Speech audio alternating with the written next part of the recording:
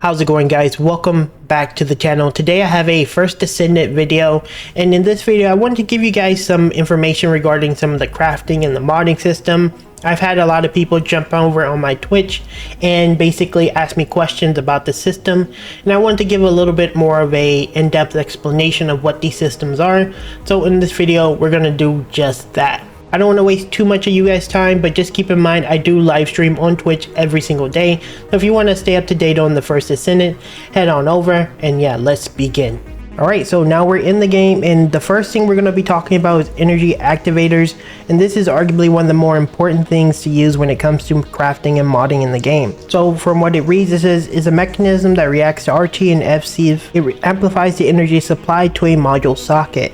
Now what does this mean? What this means is your capacity for your modules are increased. So if you're looking at my Ajax right now, you'll notice that his module capacity cost is 70 right now, and it has a max capacity cost up, which is plus 20, and this is from the energy activator that I use. And as you can see at the moment it is 1 out of 1. I'm not sure if this is going to be bigger, but I've already used it. So I'm going to show you how to do it with a weapon since my Ajax has already used it. But very similarly, let's go to this LMG that I'm using, and this one is going to have a very similar function, and they're going to function about the same. So as you can see, this one has a max capacity of 43 out of 43. I've used all the mods. There's no way for me to upgrade this any further. So we're going to use up here, we're going to use the module additional settings. We're going to increase the max capacity, and this is going to use one of these energy activators, and it's going to raise it by an additional 20. Now as you can see, it's leveling up, and we're at 73 now, giving us the option to level up these quite a bit to get a bit of power out of this. Now, if you want to get the best value, I would highly recommend that you craft this for all 3 of your weapons and all your Descendants, or whatever, how many weapons you actually use. You can do that at the research request here. Go down to the enhancement materials, and you can come here to the energy activator. The gold cost, in my opinion, is actually really reasonable considering the power that you get from it. And then for those who are not aware, you can press F to see where to acquire these things, and there is a mountain of different missions you can do to acquire every single one of these. But again, this is going to increase your power. Moving on to the next thing we're going to be talking about, and that is the Crystallization Catalyst. And this is a very important one too that worked really well with the energy increaser. Now it says it is a catalyst with the property of absorbing and crystallizing various energy sources, resetting the target's level, and can be used to assign socket types to modules upon use. And this is very similar to the Forma system. If any of you are like Warframe players, this is basically the same system. So using my Descendant as an example this time, if you haven't noticed, each of these little slots when it comes to modding have their own individual sign. To my understanding, these plus ones are just static normal slots that are just, they can work for anything.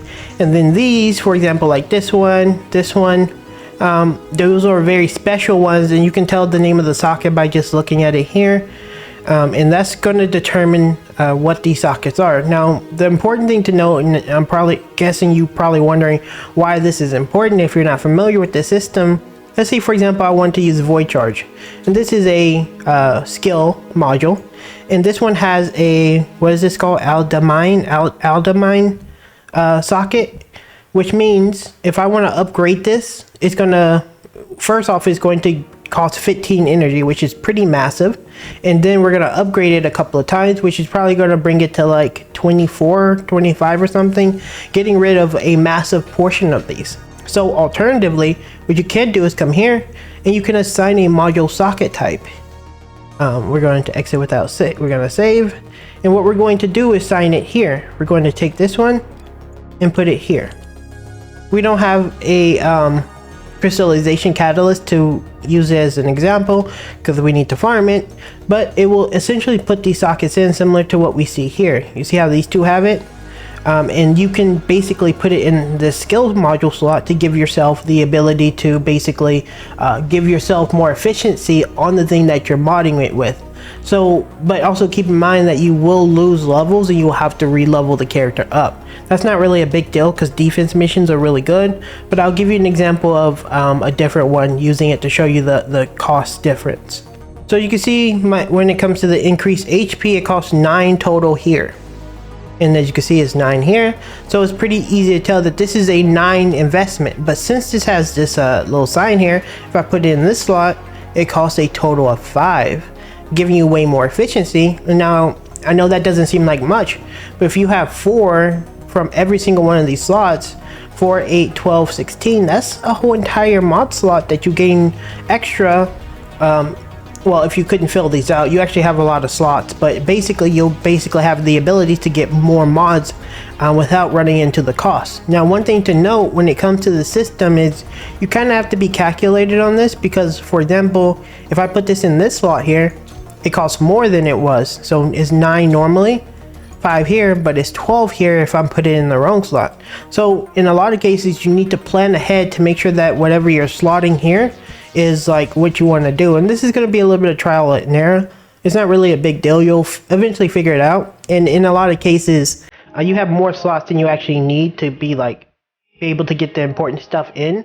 So yeah, just a little heads up on how this system works. The final modding system I want to talk about is the phase exchangers, and it reads, it's a special equipment that can replace the level of firearms.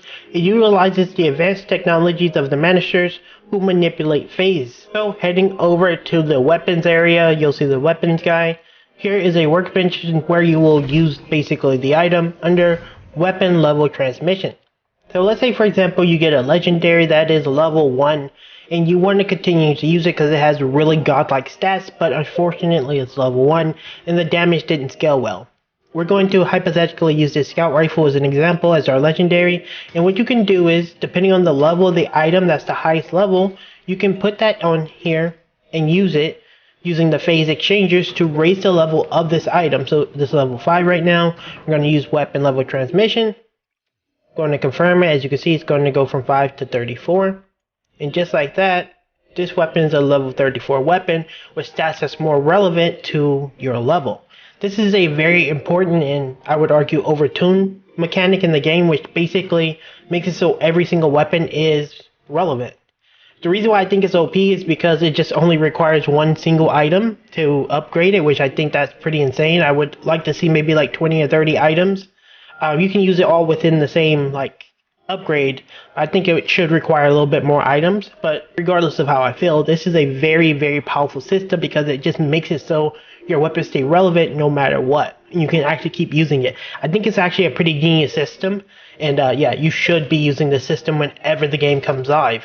There you have it, guys. Those are some of the crafting materials, in my opinion, that are very important that you should know about when it comes to modding in the first Descendant. As you advance through this game, it's important that your weapons stay relevant. You get as much power out of your Descendant and weapons, and these systems are going to be something that you're going to be using for many years to come after the game releases.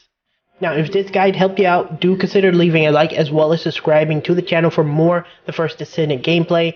Also, I will be live streaming this game over on my Twitch channel. It should be over on the screen or in the description. If you want to check out some gameplay of the beta, me doing some bosses, and just covering The First Descendant in the future and beyond, just head on over to my Twitch. Love to have you over there. With that said, guys, thank you for watching, and I'll see you in the next video very soon. Later.